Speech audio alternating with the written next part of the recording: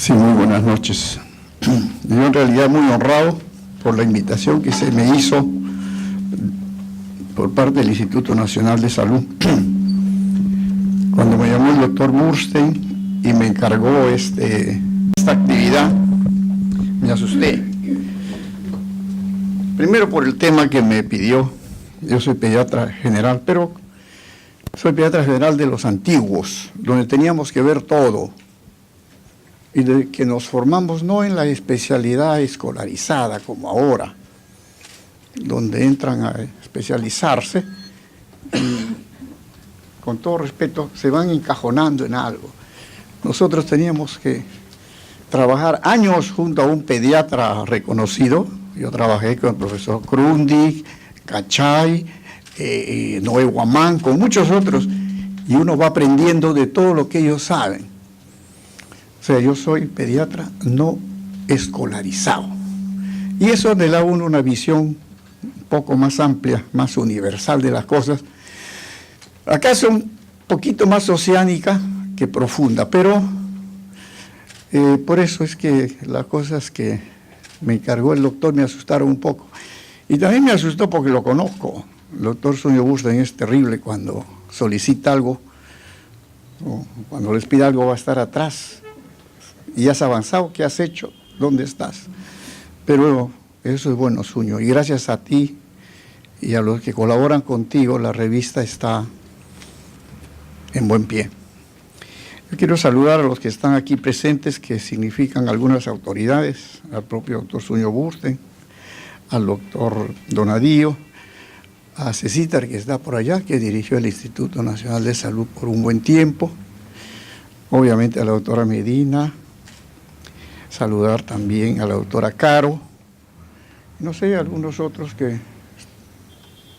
están presentes. ¿Qué importancia tiene el cuidar del niño en la etapa temprana? Uno puede y debe cuidar la salud todos los días, pero no es lo mismo, no tiene el mismo significado, la misma profundidad, el que uno cuide algo para reparar lo que pudo haberse dañado ayer y hoy lo reparamos. En el caso del niño es distinto, porque el niño tiene sus estructuras madurando cada día.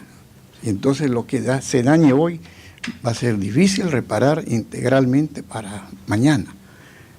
Por eso es importante el cuidado del niño, y sobre todo en las etapas tempranas, por la velocidad con que crece el niño en las primeras etapas de su vida. Algo de eso vamos a decir en el curso de estas, son 11 en realidad, 11 diapositivas que me he permitido preparar, que resumen mejor, porque cuando uno va revisando lo que escribió se arrepiente de algo que puso y empieza a corregir algunas cosas, no para decir lo contrario, sino para presentarlas mejor. Y fíjense ustedes que varias páginas, pienso yo que caben ahora en estas 11 láminas de PowerPoint que voy a presentar. En primer lugar, supongo que es esta. ¿Qué vamos a hacer? Esta introducción es para decirles que voy a comentar aquí, hablamos en plural, aspectos diversos vinculados al crecimiento y desarrollo del niño, que es su principal característica. Alguna vez alguien inventó el eslogan, los niños nacieron para crecer, y eso es cierto. Vamos a enfatizar la importancia de brindarle un apropiado cuidado en los primeros años, que es un periodo crítico para todas sus estructuras y funciones. Y vamos a reafirmar nuestra convicción que hacerlo contribuye a disponer mejores generaciones de adultos. Ese es el propósito. El ADN del hombre no ha cambiado.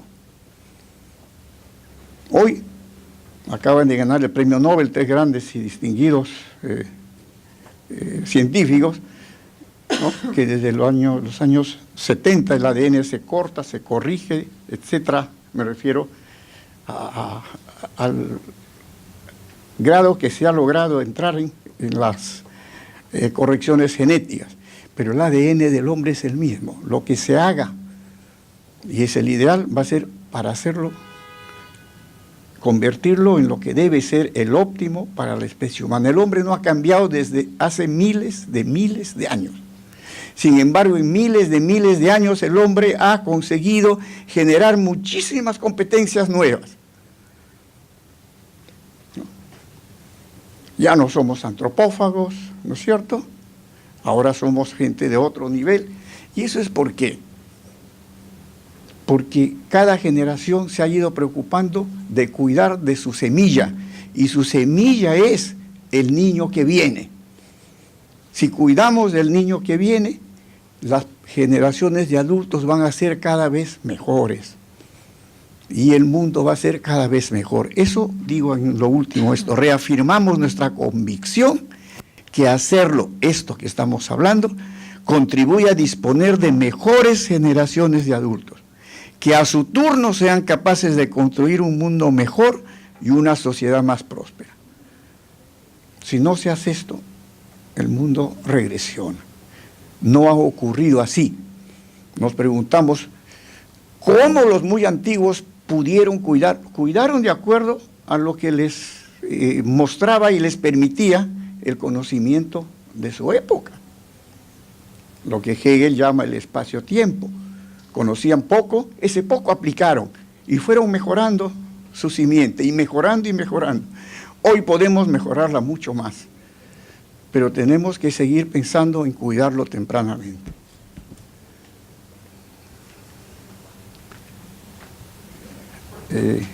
Creo que estoy marcando el que no debo. No, aquí. ¿Cómo es esto que? Ah, no, este es. Estoy entrando en otro, no se preocupe. Sin entrar en mayores precisiones, voy a referir los aspectos básicos que caracterizan el crecimiento y desarrollo, pincelando los más importantes. Aquí está la doctora Medina, que viene representando a la Sociedad Peruana de Pediatría, y ella nos va a hablar ya de los detalles y precisiones al respecto. Y comentaremos luego un aspecto que es poco comentado a su vez, el de las oportunidades perdidas. En el proceso de crecimiento y desarrollo del niño se presentan muchas situaciones en las que el niño no tiene la oportunidad de dejar a su sistema genético actuar plenamente. Y claro, puede que al final, cuando llegue adulto, una evaluación nos diga que es normal. Normal es el que está en la mediana de la campana o curva de Gauss, ¿verdad? Pero también es normal el que está a una desviación estándar a la derecha o a una desviación estándar a la izquierda. Pero no es igualmente normal. E incluso hasta dos desviaciones. ¿Cuántos de nuestros niños que han llegado a ser figuras eminentes como adultos, por oportunidades perdidas, no se quedaron en la mediana y se han tenido que mover hacia el terreno de las desviaciones estándar? Esto no se puede medir todavía, no lo sabemos. Y por eso digo acá, pueden retrasar el proceso y no permitir los logros esperados. Finalmente, y esto va a venir en la conclusión, y vamos a ratificar nuestro postulado, que un buen cuidado temprano del niño sirve para construir una sociedad mejor, y por eso vamos a formular unas recomendaciones que no son nada nuevo, las conocen todos ustedes, pero que por conocidas a veces se olvidan. Aspectos generales. Recordemos que el niño crece y desarrolla en forma continua. Cada estructura, es cierto, tiene velocidad diferente según la edad, y va alcanzando su opción máxima también en diferentes momentos. En el texto que está publicado, yo digo, por ejemplo, que el cerebro alcanza alrededor del 90% en los 5 primeros años, que los pulmones alcanzan sus ramificaciones totales alrededor de los 8 años, y así, la talla se obtiene recién, la opción final, a los 18 a 20 años. De manera que Todo esto hay que tener en cuenta. Los fenómenos que caracterizan este proceso, en forma general, son tres básicamente. Hay cambios en magnitud, crece todo, aumenta. Cambios en características, va variando con el tiempo. Lo sabemos todos los que hemos tenido hijos y nietos. Vemos un niño hoy, a las 2 o 3 semanas es otro el niño. Y va perfeccionando sus estructuras, sus funciones. Esto es lo que también se ha denominado la maduración. Bueno, durante estos procesos o fenómenos, lo que ocurre es que hay incremento de células, hay cambios de la estructura de las células porque ellas van especializándose, ¿no es cierto? Y van migrando también para ubicarse en determinada parte del órgano.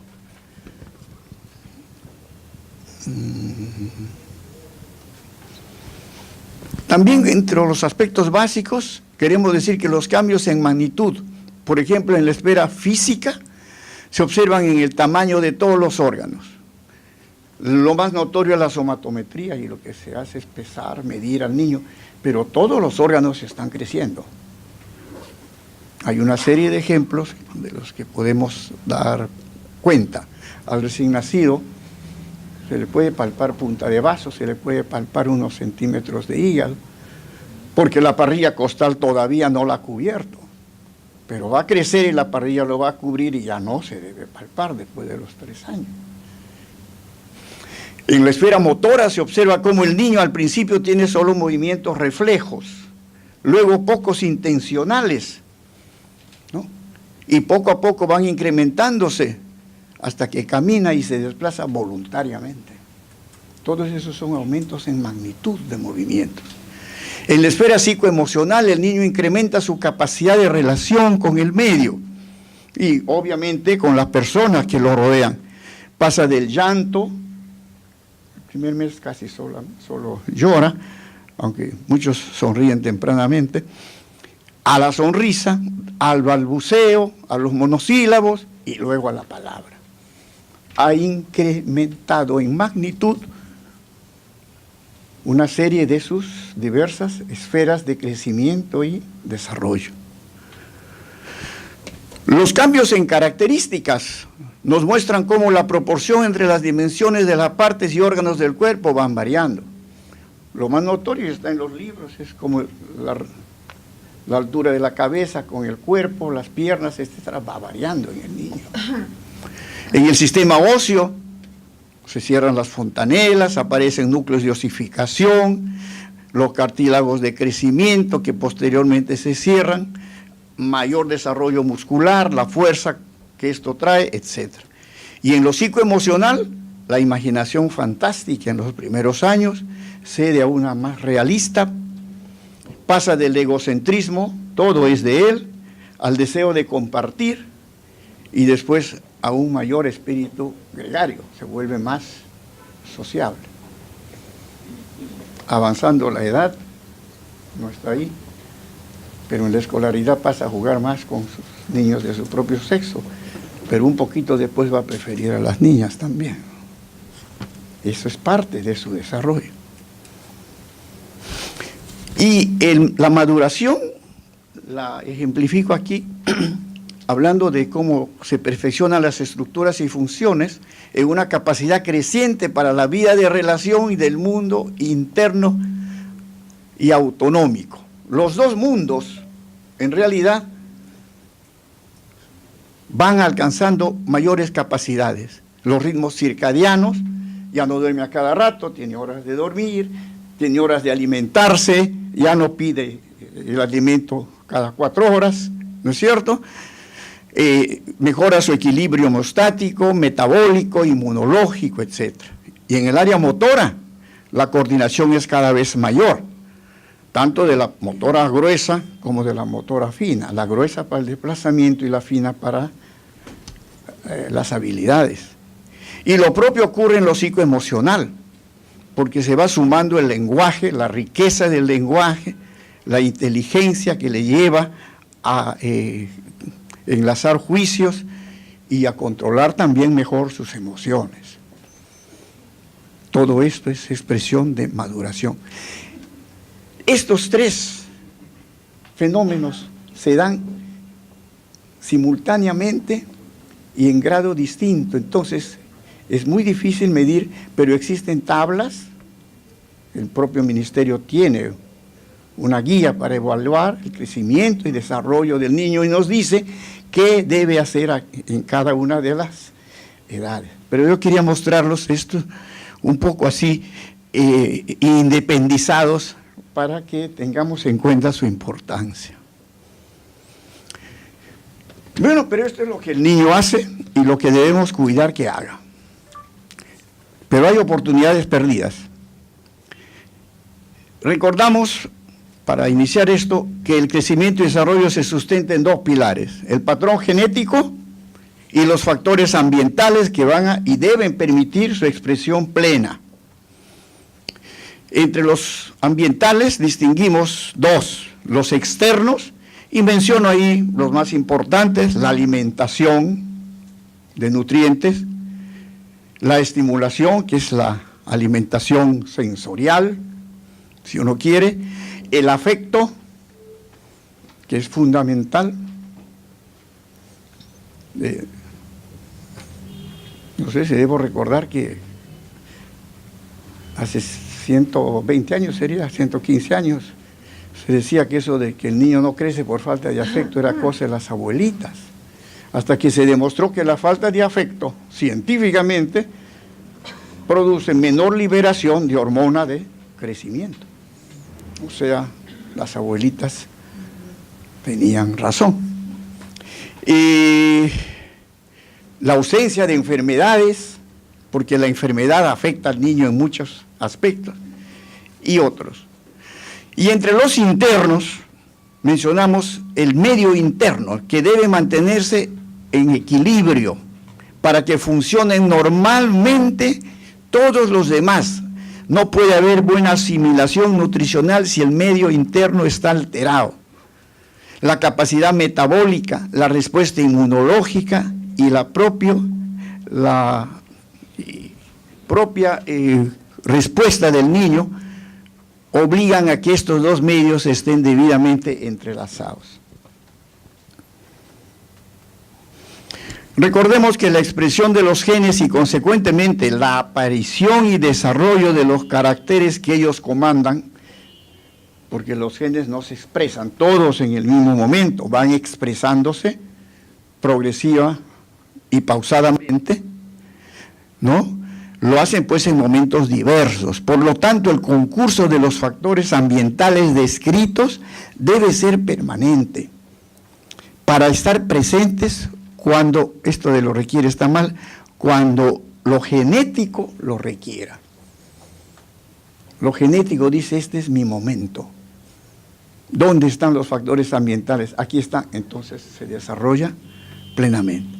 Si esto no ocurre así, el crecimiento y desarrollo del niño resultará afectado en determinada esfera.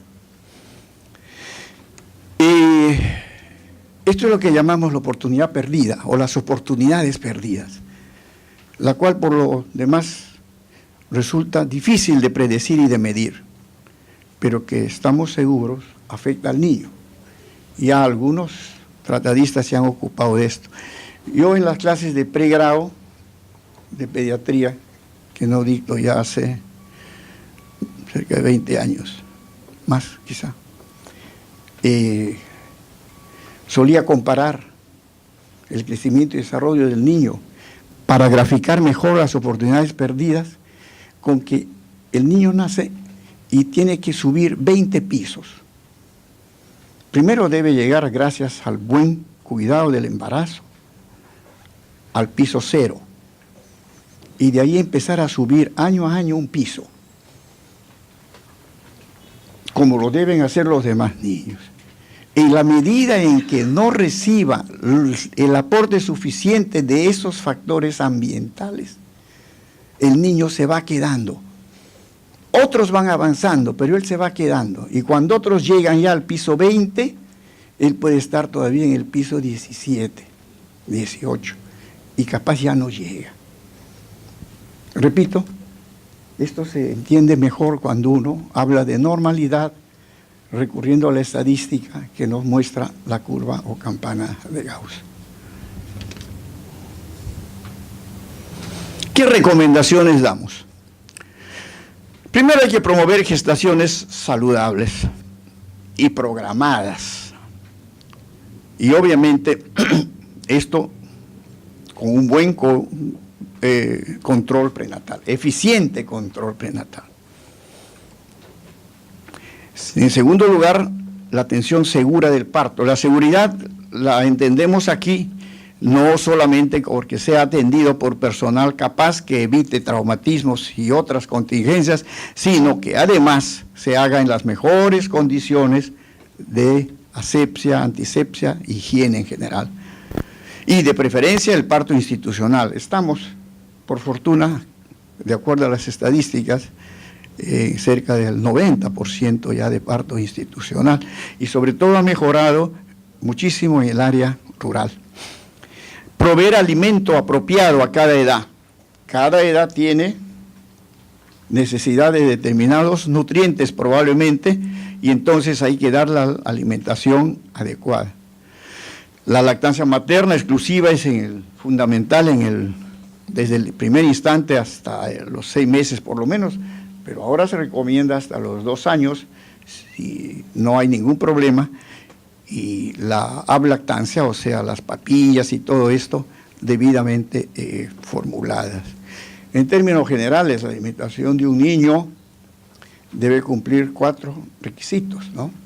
Recordamos nomás, debe ser completa, debe tener todos los nutrientes que el niño necesita. ¿Sí? Debe ser proporcionada.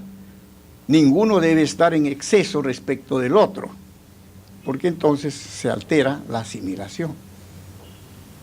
Debe ser estéril en términos de que no contenga patógenos y debe ser finalmente adecuada, porque para cada edad el niño tiene distintas capacidades de insumir sus alimentos. Al principio no puede masticar, después podrá masticar, pero no todos los alimentos, y así progresivamente. Y